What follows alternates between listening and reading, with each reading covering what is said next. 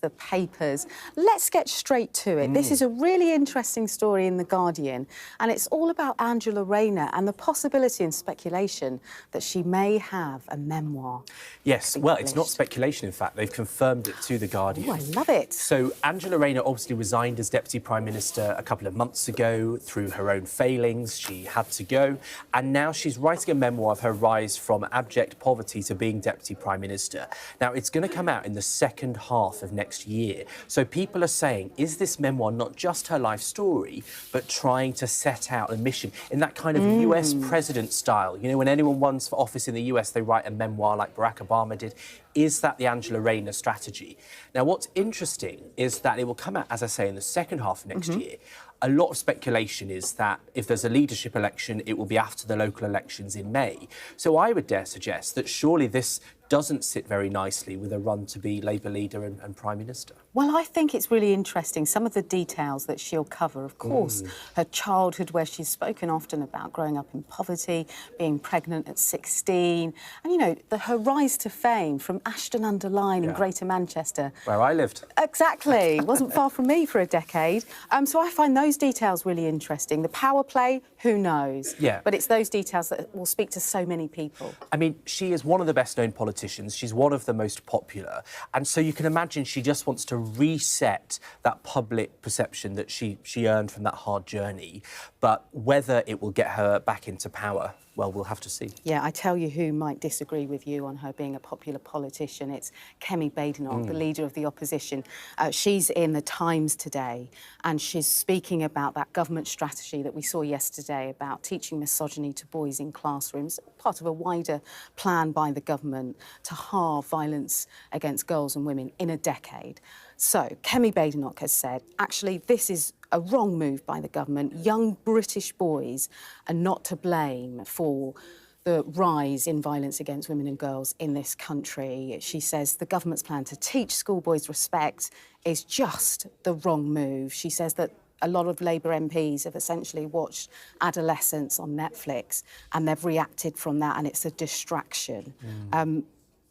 There's been a lot of talk around this and whether boys feel like actually at that age of 11, because these classes will happen from secondary school, it's a very delicate, sensitive age, isn't it, 11, and whether there's a pile-on. And it's recognised more broadly that there does need to be an initiative, there does need to be a conversation.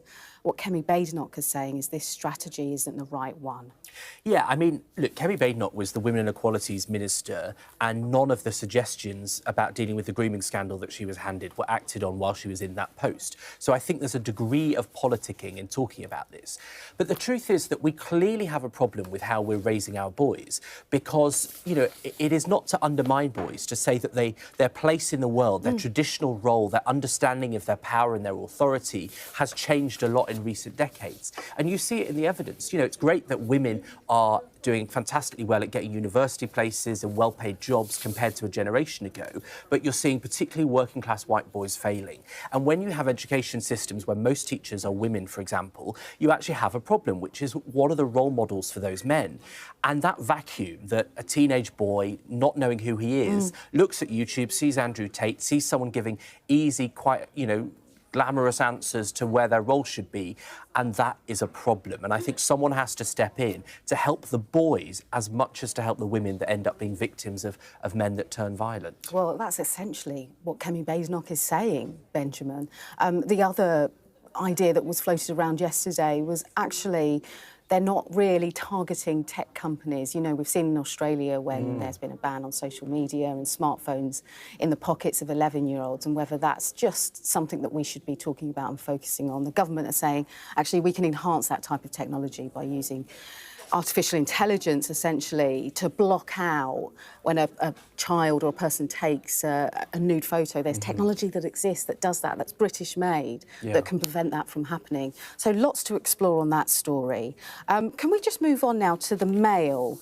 And this is about hate speech in the aftermath of Sunday's terror attack on Jewish communities celebrating Hanukkah. Yeah. So Australia is looking to bring in, well, it is bringing in new hate crime laws that will target religious hate speech, speech designed to spread division and anger, and also stopping the visas of people that have been found to have extremist views before they come in. It's slightly alarming that wouldn't already be the case. Now, I think not only is this the right thing to do in principle, but there has been a sort of feeling of utter fear among the Jewish community in Australia and around the world, because it has felt in the last 2.5 years like phrases like globalise the Intifada have been shouted on the streets. They were chanted outside the Sydney Opera House on the 8th of October after the Hamas attacks. And so I think pretty universally Jewish people feel that there's been a failure. It's actually on the front page of the Times, complaints from the campaign against anti-Semitism in this country, that only Manchester and the Metropolitan Police Force in London have said that they will consider globalise the Intifada, chanting that as a reason to arrest someone. Now, it is clear, as far as I'm concerned, that some of these people saying that were saying that they believe in violence and that they have a hatred against Jewish people. They were saying it, and now it's happened. And if you don't start tackling the freedom and the ease with which people have been preaching this anti-Jewish hate, then we are going to see more attacks. I think the Telegraph also pointing out, actually, that what have we become when people who are celebrating a festival of lights in the dark comes under attack, when you go to worship at a synagogue, that you have to have security. Yeah. And that's where we are currently. And I was thinking the other day, actually, you know, if I go to a carol service at my local church, I don't actually have to think about whether there's security at the door.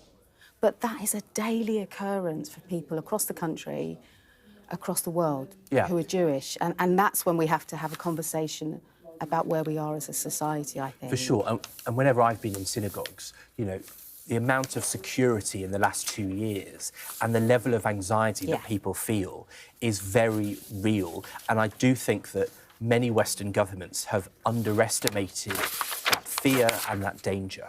OK, a bit of a gear change now, Benjamin. It's in the Times, and I picked this out for my 8-year-old who may be eating breakfast right about now.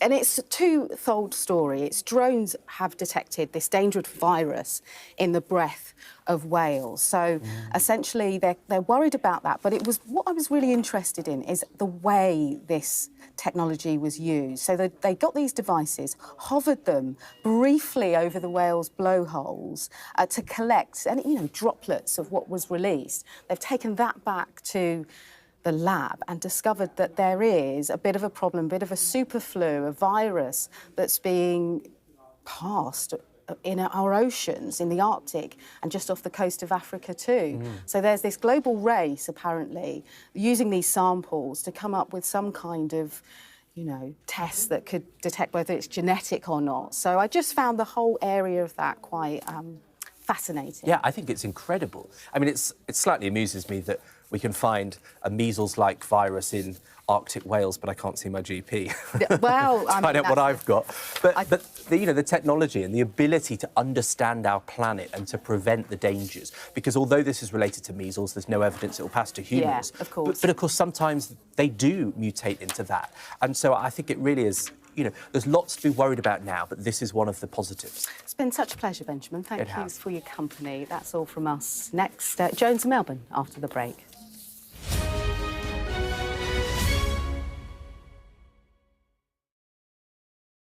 What's the best thing about being a Sky News journalist?